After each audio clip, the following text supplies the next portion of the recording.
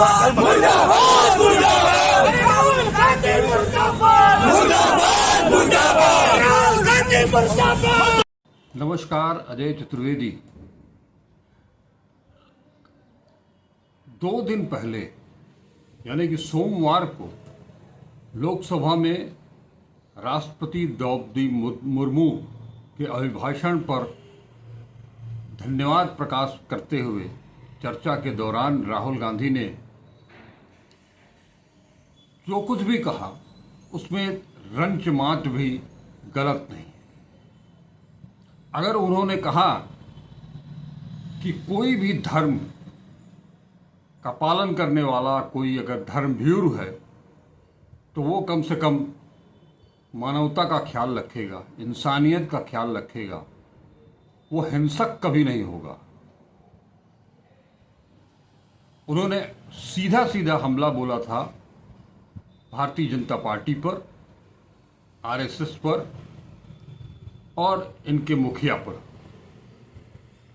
इसे लेकर के मामला जब हिंदू का आया, जैसे ही कान में हिंदू शब्द सुनाई दिया,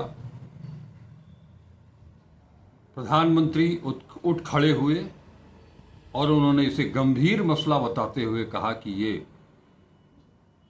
हिंदुओं पर आघात। उनका बीच में खड़ा होना और जो कुछ भी उन्होंने कहा, निश्चित तौर पर आपको बता दें कि घर में लगभग घर का मुखिया अगर अपने परिवार के लोगों को उत्प्रेरित करता है हिंसा के लिए, तो वहाँ और ये प्रक्रिया अगर बार बार दोहराई जाती है तो उसका असर परिवार के अन्य सदस्यों पर भी पड़ता है और वो उन चीज़ों के लिए उतारू हो जाते हैं सब कुछ करने के लिए। प्रधानमंत्री का इतना कहना संसद के अंदर पूरे देश भर में एक नई इबारत ले गया और ख़ास तौर पर अगर काशी की बात करें तो काशी में कुछ हिंदूवादी संगठन प्रधानमंत्री के इशारे को समझते हुए निकल पड़े और सीधा सीधा वो पहुंच गए प्रदेश कांग्रेस अध्यक्ष अजय राय के घर, उनके आवास पर। हल्ला हंगामा किया, तोड़फोड़ की, नारेबाजी की। उनके हाथ में राहुल गांधी का पुतला भी था, प्रतीकात्मक पुतला, जिसे वो जलाने जा रहे थे। नतीजा ये हुआ कि उस वक्त प्रदेश कांग्रेस अध्यक्ष आवास पर नहीं थे, शहर के बाहर थे। लिहाजा परिवार का चिंतित होना, परेशान होना लाजमी था। परिवार में उनकी पत्नी थी, उनकी बेटी थी। अगर ये जो समूह में एकत्र हो करके तोड़फोड़ करने के लिए नारेबाजी करते हुए लोग पहुंचे थे, वो कुछ भी कर सकते थे। ऐसे में कहाँ तक इसे उचित ठहराया जाएगा, ये अब जनता को सोचना पड़ेगा। अगर कोई ऊपर बैठा आदमी इस तरह से किसी को प्रेरित करेगा, वो डायरेक्टली भले न प्रेरित करे, लेकिन उनकी कुछ ऐसी बातें निश्चित तौर पर उस दिमाग के लोगों के लिए प्रेरित करने वाला ही मान लेती है उस बयान को। यही कुछ हुआ। किसी के आवास पर आप पहुंच जाइए समूह में, आक्रोशित अंदाज में, और उसके बाद उस घर में कौन है नहीं है, बिना सोचे समझे उत्तेजना में कुछ भी आप कहते जाएं, कुछ भी करते जाएं, ये क्या हिंदू सोच है, हिंदूवादी सोच है? इसे कतई हिंदूवादी सोच तो नहीं कहा जा सकता। हिंदू दया, करुणा, ममता, वात्सल्य से भरा होता है। हिंदू धर्म में महिलाओं की इज्जत करना बताया जाता है, लड़कियों की इज्जत करना बताया जाता है। हिंदू धर्म ही है जहाँ शक्ति की पूजा होती है और शक्ति का नाम लेने के बाद कुछ लोग उसे दूसरे अंदाज में पेश करके भावनात्मक तौर पर लोगों को, युवाओं को गुमराह करने का काम जरूर करते हैं। उसका नतीजा है ये कि लोग अजय राय के घर पर पहुंचे, हल्ला हंगामा किया।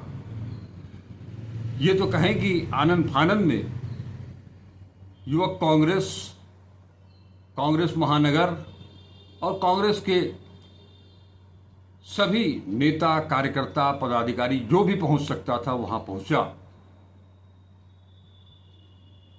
और उस परिवार को संरक्षण दिया। बाद में अजय राय की पत्नी और उनकी बेटी चीतगंज थाने में गए, तहरीर लिखाई, तहरीर दी, मुकदमा दर्ज कराया और सुरक्षा की गुहार की। यहां एक चीज और आपको बता दूं कि जब ये उपद्रव कर रहे थे वहां पुलिस भी तैनात थी। हम आपको एक वीडियो दिखाएंगे, आप देख सकते हो। उस वीडियो में आप देख रहे हैं, देख चुके हैं उस वीडियो को, जिसमें पुलिस के सामने राहुल गांधी का पुतला जलाया जा रहा है। राहुल गांधी भले विपक्ष के नेता हैं, प्रतिपक्ष के नेता हैं, लेकिन उन्हें संवैधानिक तौर पर कैबिनेट मंत्री का दर्जा प्राप्त है। एक पार्टी, एक संगठन का वो प्रतिनिधित्व करते हैं और संसद के भीतर से लेकर के संसद के बाहर तक उनका एक अपना कद है और उसकी सुरक्षा करना, नेता प्रतिपक्ष की सुरक्षा का जिम्मा भी शासन और प्रशासन के ऊपर ही है। क्या ये संभव है कि पुलिस की उपस्थिति में सत्ता पक्ष के किसी पार्षद का पुतला जलाया जा सके? लेकिन राहुल गांधी का पुतला जलाया गया बिना सोचे समझे कि राहुल गांधी ने कहा क्या। राहुल गांधी उस दिन संसद के अंदर मर्यादा की बात कर रहे थे। वो भगवान शंकर के माध्यम की तस्वीर के माध्यम से वो अभय मुद्रा की बात कर रहे थे। वो हिंसा का विरोध कर बताने की बात कर रहे थे कि भगवान शंकर भी हिंसा को बढ़ावा नहीं देते हैं, वो अपने त्रिशूल को जमीन में गाड़ देते हैं। और बाबा भोलेनाथ से बड़ा दयालु कौन हो सकता है? अब उस चित्र पर भी लोगों को अब नागवार लगा कि भगवान शंकर तो हिंदुओं के देवता हैं, ये राहुल गांधी क्यों ले लिए? और राहुल गांधी ने उस चित्र के माध्यम से हिंदू कौन है, हिंदू किसे कहते हैं, ये बाकायदे समझाया। लेकिन जैसा कि कल मैंने आपसे बताया था कि हिंदू शब्द, हिंदुत्व शब्द जैसे लगता है कि बीजेपी, आरएसएस और हिंदूवादी संगठनों का कॉपीराइट हो गया है। तिल मिला गए और तिल मिलाने का नतीजा कल देखने को मिला कि जब संसद में केवल उपहास का प्रदर्शन किया गया बाल मन, बाल बुद्धि की चर्चा की गई। मैंने आज तक सुना था कि बालक ईश्वर का स्वरूप होता है, उसका मन निर्मल होता है, कोमल होता है। अपवादों को छोड़ दें तो बच्चा झूठ नहीं बोलता है। स्कूल से आकर के घर पर भी वो सच्ची सच्ची बात बताता है। वहीं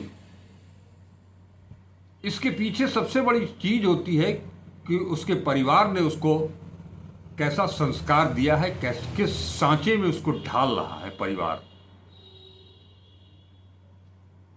परिवार अगर सही सांचे में उस बच्चे को ढालेगा, बच्चे के जीवन को, तो वो सही रास्ते पर ही चलेगा, वो झूठ नहीं बोलेगा, वो सच का साथ मर जाएगा मगर सच का साथ नहीं छोड़ेगा। लेकिन अब चाइल्ड साइकोलॉजी भी बदल दी गई है।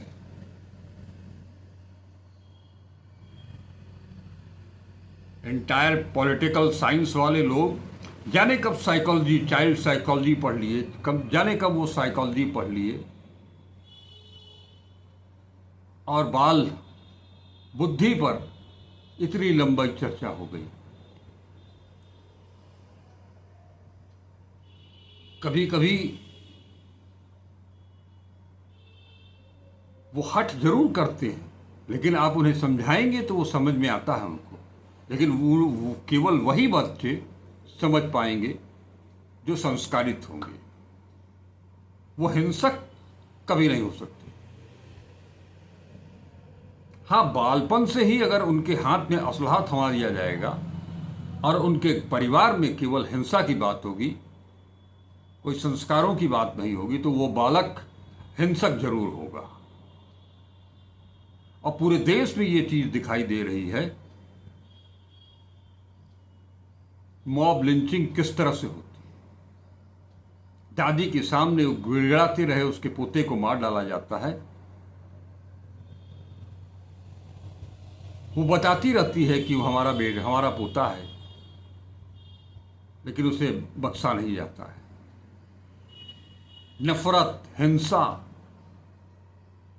इन सब को बढ़ावा देने का नतीजा है कि पूरा देश इस समय नफरत और हिंसा में चल रहा है। चाहे वो मणिपुर हो, चाहे वो उत्तर प्रदेश हो, देश का कोई कोना हो, हर जगह नफरत और हिंसा फैल रही है और फैलाई जा रही है। इसे बाकायदे प्रोत्साहित किया जा रहा है, उसे संरक्षित किया जा रहा है। इसका नतीजा है प्रदेश कांग्रेस अध्यक्ष अजय राय के घर पर जो कुछ भी हुआ, उसे उचित क्या, उसकी जितनी निंदा की जानी चाहिए की जाए वो कम होगी। क्या इस तरह का विद्वेष राजनीतिक दलों में कभी रहा है? मुझे याद नहीं आता। मैंने भी इस पत्रकारिता के पेशे में रहते हुए बहुत दिनों तक इन राजनीतिक लोगों को भी देखा है, संसद से लेकर के और नगर निगम के सदन तक। मतभेद हो सकते थे, लेकिन मनभेद कभी नहीं दिखा मुझे।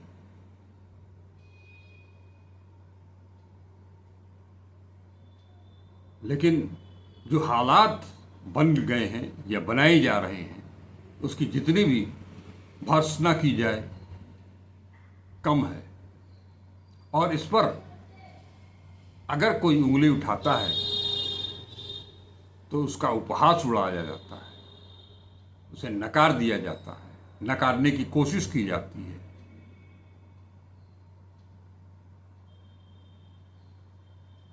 कांग्रेस